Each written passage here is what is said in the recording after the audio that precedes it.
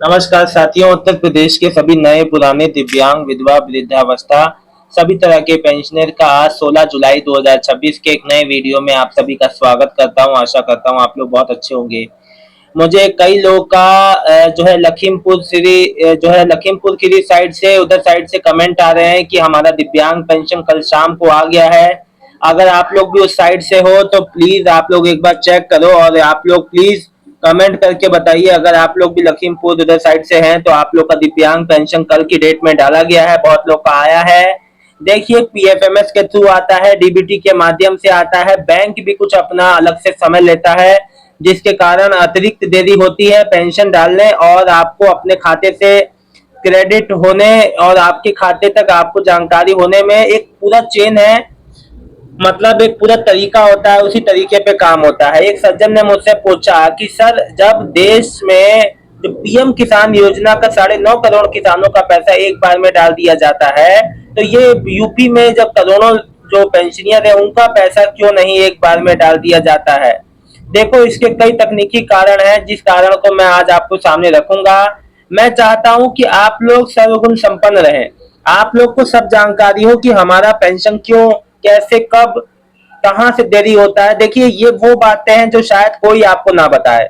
मैं आपको वो ज्ञान देना चाहता हूं जिससे आपको कभी भी जीवन में किसी प्रकार का आपको किसी से पूछने का कोई सहारा लेने की जरूरत ना पड़े। और कई लोग मेरे वीडियो पे नेगेटिव कमेंट करते हैं। देखिए, अगर आपको शायद इतना ही ज्ञान है, मैं आपको देखिए, इस बात के लिए मैं जो कह सकता हूं कि आप किसी जरूरतमंद की मदद नहीं करेंगे। आप किसी पेंशन कार्यालय में, बैंक में कहीं कोई बुजुर्ग मिल जाए कि बेटा फॉर्म भर दो, आप वहां उसकी मदद नहीं करेंगे, लेकिन आप गलत कमेंट करने जरूर आ जाएंगे। ऐसे कुछ ही लोग हैं, ऐसे लोग सब 100 में से 5 लोग ऐसे जरूर होते हैं। हर जगह अच्छे बुरे लोग होते हैं। तो देखिए, मेरा आप बस ये है कि आप लोग को जागरूक करता रहूं। जिनकी पहली किस्त अभी आनी है, वृद्धावस्था है, पेंशनर है, दिव्यांग है, चाहे विधवा है। देखो, पहली किस्त वाले दिव्यांग विधवा अधिकतर आ जा रहा है।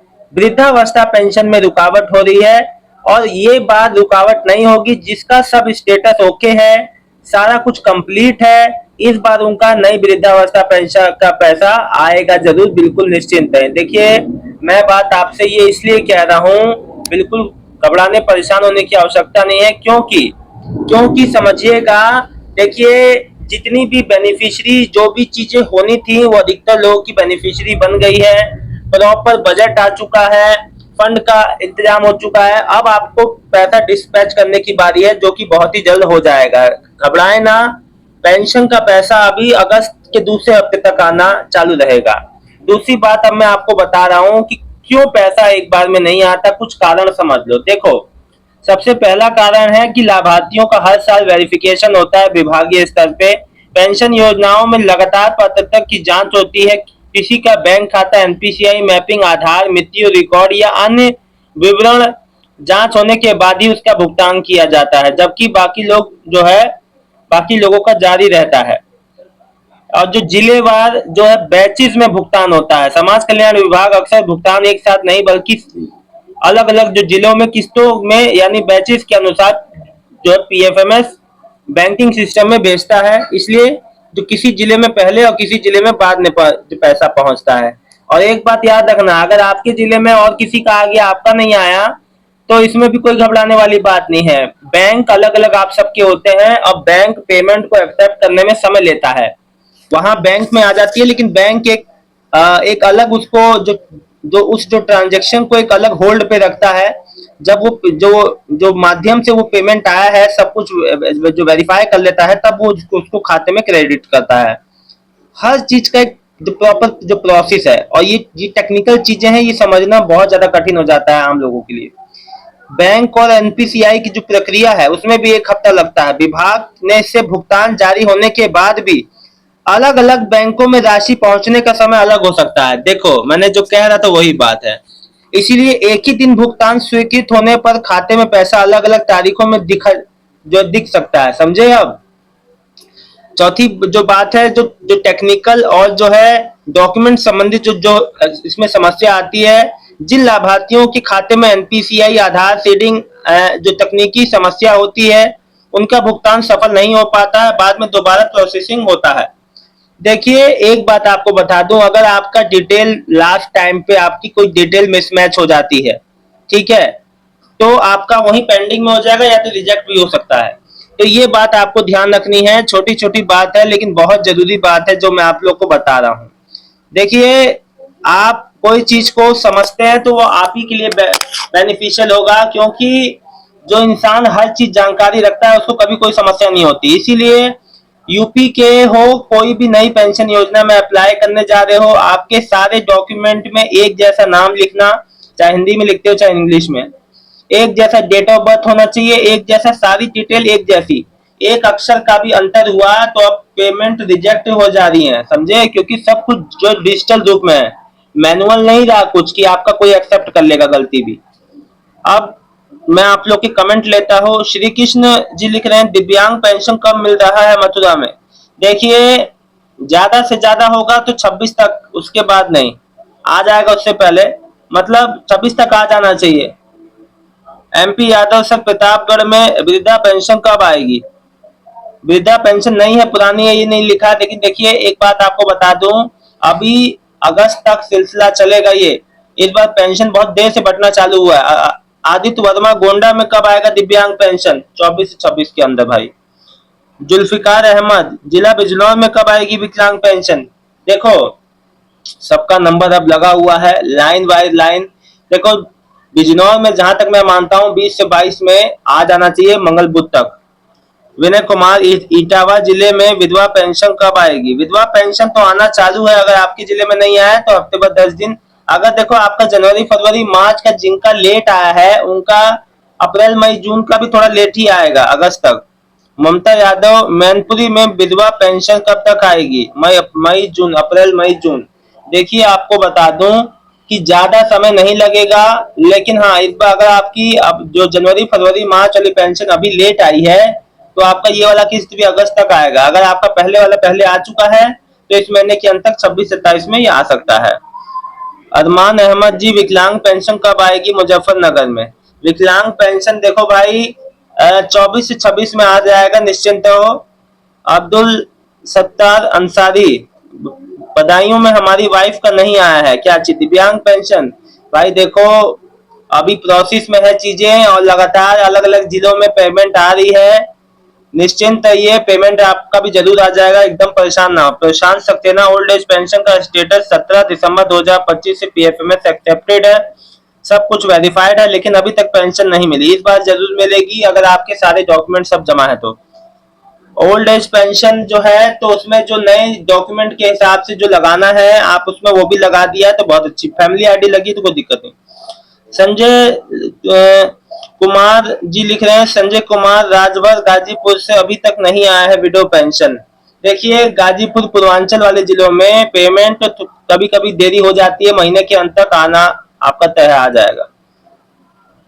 जसवंत राजपूत, विकलांग कब आएगा। विकलांग पेंशन के लिए बहुत ज्यादा लोग परेशान है। देखिए, विकलांग पेंशन इस बार डिले से आ रही है। सबसे पहले विधवा पेंशन डाली गई, इसलिए समस्या है। मुनीर अहमद, 9 अप्रैल मई जून की वृद्धावस्था पेंशन जिला अमेठी का अभी तक नहीं आया है,